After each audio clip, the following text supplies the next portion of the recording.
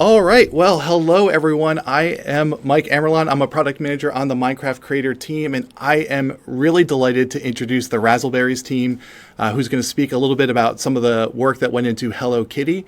Razzleberries is a staple of the Minecraft ecosystem, and actually, they have a lot of different content. You might know them from DecoCraft, which is something that's on both Java and it's in the Minecraft marketplace. It's a comprehensive furniture add-on for Minecraft, and as I was looking through it, I just realized that you guys also have DecoCraft Nature.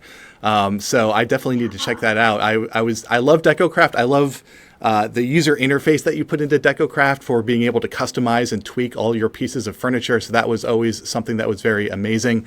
Razzleberries also has Hiker's Friend, which is one of the first add-ons in the marketplace.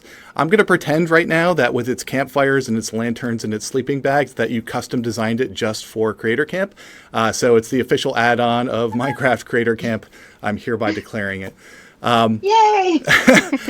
But more recently, Razzleberries has worked on Hello Kitty and Friends, which is a complete experience where you can build a farm and grow crops and raise animals. So Razz and Phi, please take it away and tell us everything about, please introduce yourself and please tell us everything about Hello Kitty and Friends. Thank you, Mike. All right, well, I'm Raz. I'm Phi. We are a sister pair. We're actually of creators. We're siblings. Yeah, we're siblings. And we were one of the 9 founding partners for Minecraft Marketplace. It all started when she introduced me to Minecraft, and I was like, "What is this? It looks so weird." We'd never seen something like it. And we just fell in love with the game after that. And that was like way back when it released. Like I'm talking 15 years ago, a long time ago. So we have over 900 pieces of unique content on Marketplace, and we've been here from the start.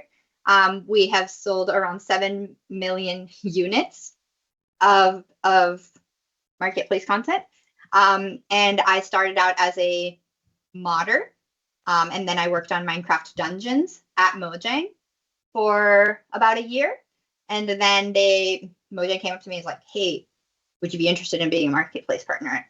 We're starting this thing." And I said, "Absolutely, let's do this." So that's kind of how we got started. And of course, I brought Phi along for the ride because no brainer. Well, today we're going to talk to you about, as Mike mentioned, we're going to talk to you about Hello Kitty, one of our most recent DLCs for the marketplace. So first, we're going to play a little trailer for you, for those who are not familiar with the piece of content.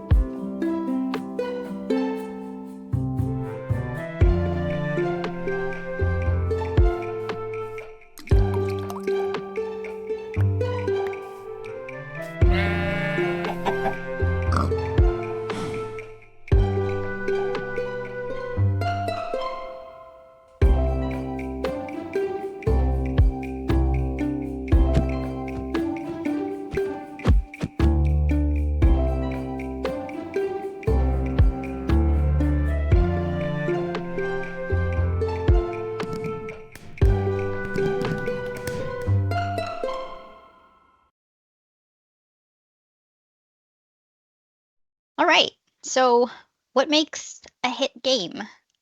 So making a successful piece of content comes with a series of questions that you need to ask yourself and your team, like when you are going to design a game.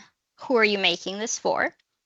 The look and feel. What do you want it to look and feel like? What kind of game genre you're going for? And putting yourself in the player's shoes. What we mean by that is what kind of player is this for? In the case of Kitty, it's a comfy game. It's a farm sim. So what kind of player likes that? It's players that like to play something cute, something wholesome, something very chill. And we were really excited to develop something like this for the marketplace because there isn't too much of a cute, comfy comfort games on the marketplace. So we were very excited to try our hands with it, and what better way to do that than with Sanrio characters being represented. So the look and feel, it's everything down from designing the color palettes to the music, the environment. Um, the music is super important to like make that environment, pop.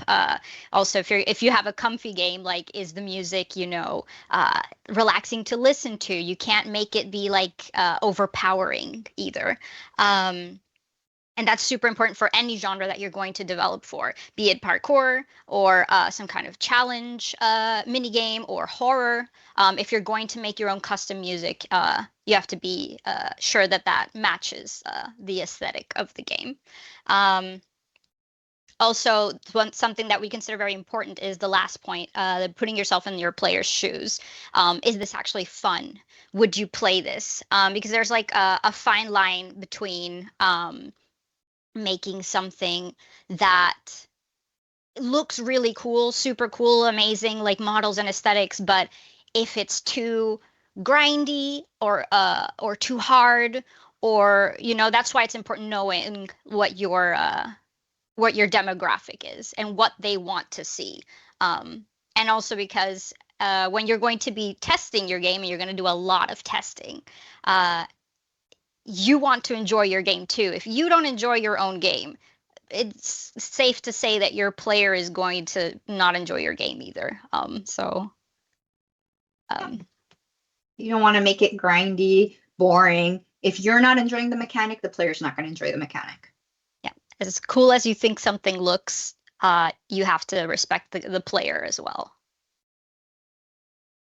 Behind the scenes, the game design process. Translating Hello Kitty into Minecraft's blocky language. So here it was like 3 main points: is reaching the perfect balance between what you can achieve with a blocky style model versus what the character and the brand might require.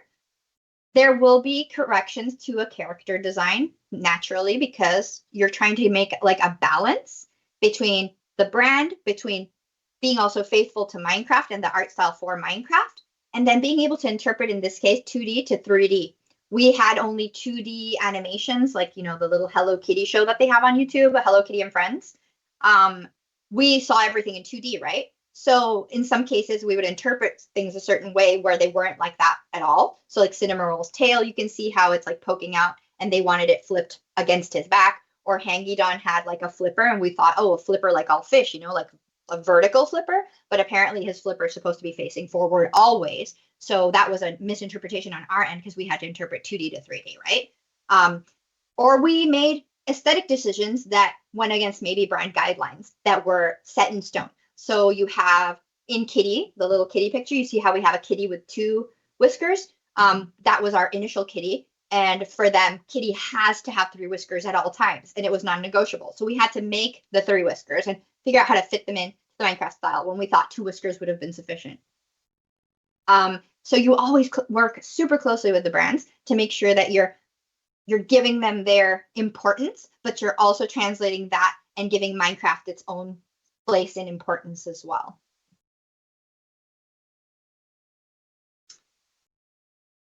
Okay, so balancing creativity, cuteness, and playability.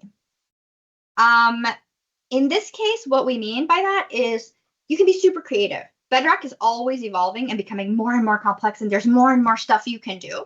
But you always have to keep in mind small players, and that includes players that might be on lower end devices. Sometimes lower end devices, since the software, so Bedrock Edition, is evolving and ever changing and ever growing and ever becoming more complex, you have to keep in mind that even if you can do all of these things, maybe sometimes it's prudent not to, in certain cases, or not to put too much load on that, because you might end up affecting like the lower end console players or like lower end, not console devices. So you need to be conscious of the limitations because hardware doesn't evolve. It just stays. Once it's been made, that's what they're playing on. And we'll get new hardware, like the Switch 2 or stuff, that'll be ever more powerful. But you always have to keep in mind that you also want the players with not so strong devices to be able to play your content. So you need to be conscious of the limitations so that you can make it enjoyable for everyone. And that's one of the things you guys need to consider if you're developing for Bedrock, that it is cross-platform and that maybe it might not behave the same in one platform than in another. So if you're only testing on PC, it might be prudent to also try and test on other devices as well. A phone, an old phone, a new phone, a Switch, an Xbox, if you can access those. Not everyone will have access to everything, and not everyone will have access to the same developing tools or systems. But it's something you need to keep in mind. Yeah. And related to that, we had a situation actually when developing Hello Kitty. A lot of the custom foliage and the plants, we had a bunch of flowers that were way too complex for some of the lower end devices to be able to load correctly. So it was really slowing down performance for these lower end devices. So we had to go back and redesign these flowers so that they could work with lower end devices. So we had to approach it as how do we make this still look really nice, but we make it more simplified, better performant. And that's another challenge that you will have constantly, and you need to be able to figure that out and work within the constraints that sometimes you will face.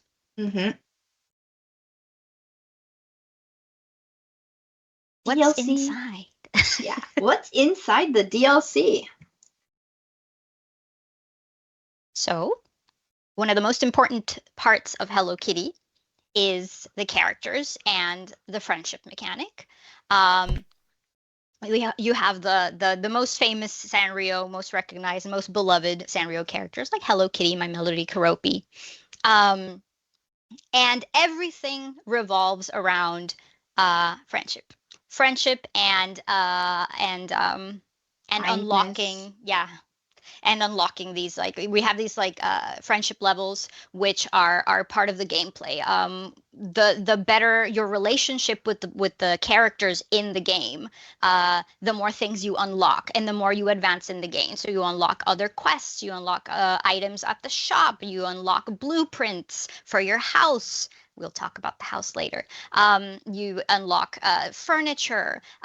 You have to give the player a goal, right? That's super important when developing a game, is if you don't give the player, and that's a mistake that I see a lot, if you don't give the player a goal, they're going to get bored fairly quickly. Goals are great. Collectibles are great. Achievements, amazing. People love that. Yeah, exactly. The cool thing about this is we made 13 characters. Well, and assuming that the little two twins are like, they have their own quest, but each character or characters pair had their own quest. And you did all of these quests. The maximum friendship level was 10, but you do all these quests. It didn't really matter sometimes the order in which you would do them, but you would reach that maximum level no matter what. And so we made unique mini quests and mini games that were like specific to each character. Oh, and also each character had like their own animations, like custom everything. So that was really fun to do as well. And a lot of dialogue, a lot of dialogue. A lot of dialogue. For the seasons and festivals, we got a lot of like people really excited about the seasons. People love to see like the changes. It was really fun to watch YouTube videos of people trying to guess how we did it. I'll let you in on the secret of how we did it. We have 4 seasons, and each of the seasons is actually an entirely different map. So we made a map, like a base, and then we copied it 4 times into the same world. It also had to be really constrained because you are talking about a little town with a farming sim and everything. Fun fact also about this is that every single character has their own house, and every house, it has an interior that's decorated specific to that character, and you can go talk to them inside of their houses, and they'll go to bed at night, and it's like really cool. they have a whole pathing like schedule and everything. And their dialogue changes when they're inside versus when they're outside. Yeah, exactly.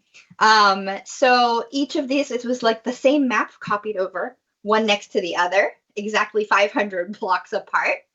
And in each one, then we went in and by hand added all the specific flowers and plants and like detailing that was pertinent to that season. So it's the same map, but then we've done it on top of it, like hand placed all of the decor and like the trees and like the changes in the leaves and like everything. So that's how we did seasons. Now Phi's going to tell you about festivals. I just wanted to point out that the fall season, I believe, gave our builders the biggest headache because of the gradient that we wanted on the trees. There was much tears. And I mean, and the festivals, the way that the festivals worked in Hello Kitty is in each season, you have 15 days, and each day lasts 15 minutes. And there is one specific day during those 15 days where a festival triggers. And it's only in that day, only that day can you go into town and see all of these decorations of the festival being present. I think Razz can explain a little better how we made that work. Yeah, sure. So the festivals were actually, we did it a la old school, but using the structure block system that was put into Minecraft. So we made a whole structure in the spot where the normal town square would be. And then on that day, you're using a script, it would trigger and that block would replace the town square with a festival. So that would be that day. And then when the day changed, then another structure block command block would kick in and place the town center back the way it was. So everything was like on the fly built. And on that day, using command on that day. Yeah, on that day also characters' dialogues also change only on that day. Yeah.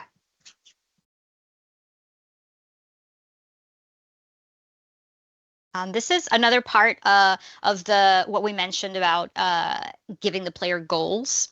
So for example, in Hello Kitty, we have upgrading your home and decorating it. You can make your home bigger, right? There's not so much building a home like, traditional Minecraft, but here we have this board where we would have players put the wood that they would chop, the rocks and the ore that they would mine, and with the blueprint they would be able to purchase a house upgrade. So that would allow them to have a bigger house interior, which they could fill with even more character furniture. And we know how a lot of players love their decorating, as we know from DecoCraft. True. Custom furniture and vehicles. Well, vehicle one. One vehicle. We were thinking of adding more, but we thought, nah, one is more than enough. So we made 100 over, it's not 180, it's more than that, but over 180 pieces of furniture split up into 14 different sets. So we had one set for each character, plus the player base set, which is like the farmer set, we called it. And then we had little extra, like miscellaneous little items that you could gain via quests. A Christmas tree. Or, well, in this case, not Christmas, festive. It was a festive tree. And then we'd have like a witch cauldron. Like a witch cauldron. And Kuromi's witch cauldron. Kuromi's witch cauldron, or like little random pieces of decorative furniture and all of that. Which you would get by questing. I don't know if you said that. You would get by questing. Those you can't buy in the shop. And the rest you can unlock in the shop, kind of like in Animal Crossing. Every day the shop would refresh and you'd have 6 pedestals that would like have a random piece of furniture that you could buy, and then you'd have to wait for it to pop up again. But once you've unlocked it, you can just buy it at the shop. We took a lot of inspiration from games like Animal Crossing, Harvest Moon, Stardew Valley, and all of those. And for the vehicles, it was the same. You got it via a quest. You could buy more for you and your friends, up to 4. So if you could play with up to 4 players, and then you could have little paint buckets to paint them. And each paint was named after a character, and the little bikes would have the character logo on it, for example. Very low stakes, very, very relaxed game. Yeah, chill. The shop and economy. Okay, so this was super fun.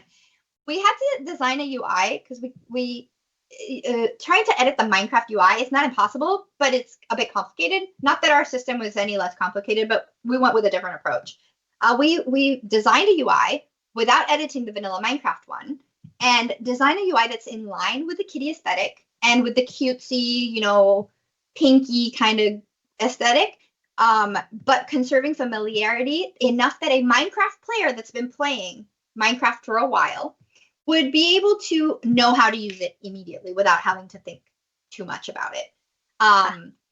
Engineering a balanced and fair economy that keeps the player engaged, that was rough because we said, how hard can it be? Sophie and I sat down. Sophie's like the main game designer for this. We sat down, we'll just put prices on things. And as we were doing it, we realized we were completely out of our depth, and that economy in a game is a whole discipline. So we had to go out and find and bring an external person that knew how to design an economy for a game, so that it would be balanced. So that was super fun. Because I think they did a good job because I think people liked the pace, which is great. The pace is balanced, not too hard, but it's also not too easy. Mm-hmm. You have to work at it. So that was really interesting. Thinking your team is like full of unicorns usually in Minecraft, where you have people that do multiple tasks, and then none of us knew how to design an economy. Like not a single one of us was like. So we had to hire someone for the economy specifically. Something I want to mention about the UI real quick. This game was translated to how many languages? Japanese, French, Portuguese, Spanish from Spain, Spanish from Mexico, German. Several. 6 or 7. But when it came to the dialogues, that was fine. We had the translations as normal for the dialogue because it's written dialogue. But when it comes to the UI, we were like, we need to use it has to be icons, right? Imagery that would tell people what something is. That was challenging, but really fun from a designer perspective. Yeah, iconography. So like this is up, this is down, this is as you see there, it's like it's a little like a trough and seeds, and these are the housing items, and et cetera, et cetera. So we had to be able to portray that in several areas of the game, just with images. That's important. Mm-hmm. Mining and logging, incorporating Minecraft in an undestructive way. Since our world was handcrafted, it didn't really have ore generation, nor did we want the players to go poking holes everywhere and destroying everything and discovering our super secret command blocks that were hidden around, right? Because we used a combination of command blocks, old school, and scripting and add-ons, and we used all of the tools of the trade for this. All the disciplines went into making this DLC. So we didn't want the player to destroy everything. But we still wanted to give it a Minecraft-like experience because it's still Minecraft, right? We wanted them to be able to gather resources. So we made little entities that they could poke at, and they would respawn every day, and it would be random. Like in the mine, you would get maybe one day that spot was an iron ore, but sometimes it was stone. And they were spread all over this little mine area. Same for the wood chopping, because also everything had to be super cozy and super non-destructive. We didn't want them chopping down trees because that's bad. Respecting nature, exactly. So we made it so, the trees dropped a log or something, and you would go every day and mine these little logs that were spread around without destroying the trees because they were already dead, the logs, right? So that's how we managed to get around that whole players poking holes and raising all the forests never to return. So made it look Minecrafty, but still not. Yes. Another major part of the game were, of course, the things you could do on your farm. So farming, animal husbandry. So a lot of these things don't work like Minecraft, but it's reminiscent of Minecraft. So for the crops, you have the basic mechanics, which are growing, harvesting, watering, fertilizing, and something that's a little more, this is a little different from Minecraft, is the seasonal crops. Depending on what season you were on, there were some crops that would grow and some crops that would not survive that season. So that was really fun. And again, going back to the iconography thing, we had to put little symbols on the seed bags so that the player would know this is a winter crop, this is a summer crop. And they had to learn, like, hey, you can't just, strawberries in the winter, they're not going to survive. So that was pretty fun. Then we have animal husbandry. Again, it's all very respectful of nature, so there's no butchering, nothing like that.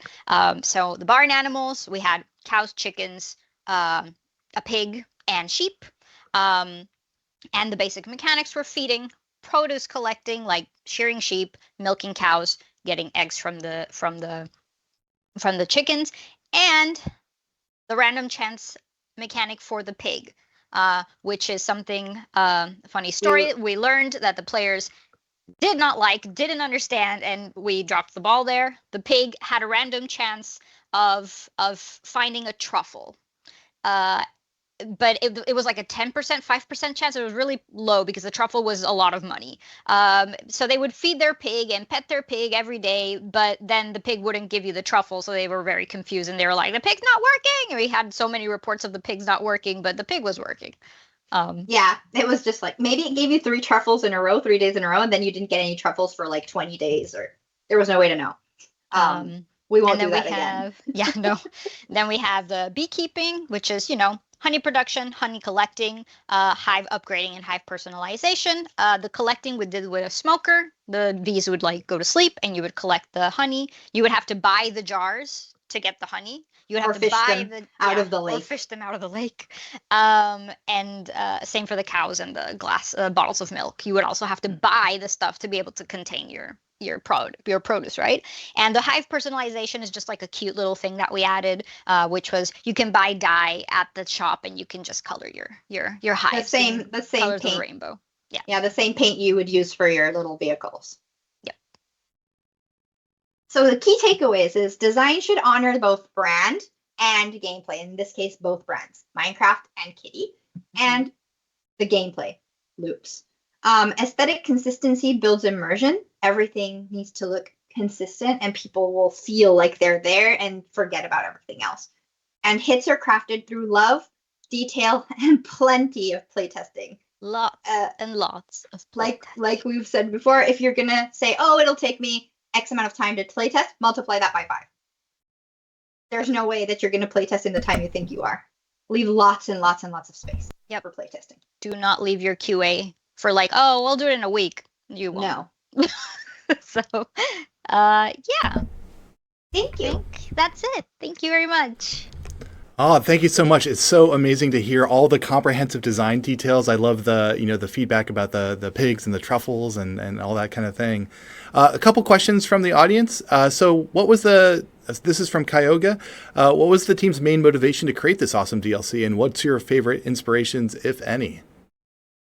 Oh, okay. So the really cool thing about being trusted with something like this is that Mojang really does make a huge effort to match passions with creators. So we love this kind of cutesy kind of style and this cozy style. It's not that we don't make other kind of things, but it was like a perfect fit for us. So yeah, we just really we were also really excited about making, not saying that Kitty's only for girls. There's plenty of the characters that are also for boys or for anyone. But yeah, it's we wanted to make something, because a lot of the content on Marketplace is more TNT blocks and super duper lasers and cars and explosions and mansions and bases and planes and there's not a lot. I'm not saying there isn't any, but there's not a lot of more farming, cozy, a cutesy pets, unicorns, flowers, all that kind of stuff. So we were so excited. That was our inspiration to make more content for a different type of audience. Awesome. Yeah. Well, we have more questions. We will save them for the Creator Roundtable later in the day, where we'll expect you back. We'll look forward to seeing you. A lot of great questions. So we'll put them on the backlog, so to speak, for the Roundtable session. So with that, thank you so much for giving the overview of Hello Kitty and Friends, and I look forward to seeing you in a little bit. Thanks for dropping in. Thank you, everyone. Thanks. Bye. Bye. Bye.